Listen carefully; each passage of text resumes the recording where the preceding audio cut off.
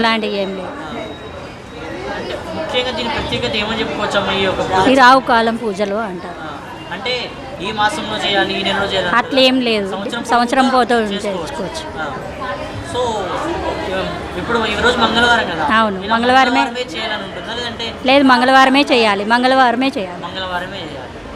అంటే సంవత్సరం పొడుగుతో ఎప్పుడైనా చేసుకోవచ్చు, కానీ మంగళవారమే స్టార్ట్ చేయాలి. దుర్గమ్మ గుడిలో ప్రత్యేకత అండి. ఇక్కడ అమీర్పేట దుర్గమ్మ గుడిలో ప్రత్యేకత.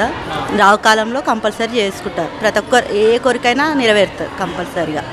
మనం ఇన్ని వారాలని 5 వారాలనే చేసుకోవచ్చు, మళ్ళీ ఉద్యాపన చేయవచ్చు ఓపికను బట్టి. తర్వాత ఉద్యాపన చేసుకోవాలి కంపల్సరీ.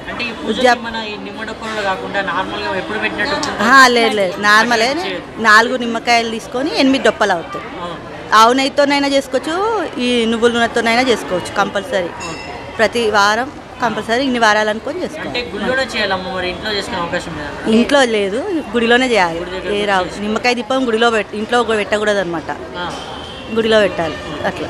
సో నియమ నిబంధనలు ఏముంటాయమ్మా? నియమ నిబంధనలు అంటే మనం ఉపవాసం, మన ఓపిక బట్టి ఉపవాసం ఉండాలండి. పూజ అయిన తర్వాత ఇంకా ఉపవాసం కంపల్సరీ ఉండాలి. ఇష్టం లేదు కూర్చోవచ్చు. ఎవరు టికెట్ వాళ్ళు తీసుకొని ఎవరి పూజ వాళ్ళు చేసుకోవాలి. దోషాలు ఉంటాయి కాబట్టి రావు కాలం కదా, రావు కేతు పూజలు కంపల్సరీ ఉంటుంది. నవగ్రహ పూజ కూడా వస్తుంది అందులో. సుబ్రహ్మణ్య స్వామి, వినాయకుడు కూర్చోవచ్చు.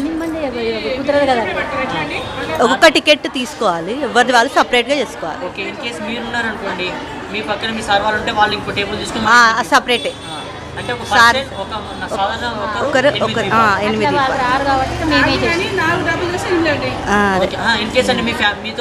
మా సార్ వచ్చినా మా సార్ సపరేట్గా చేసుకోవాలి.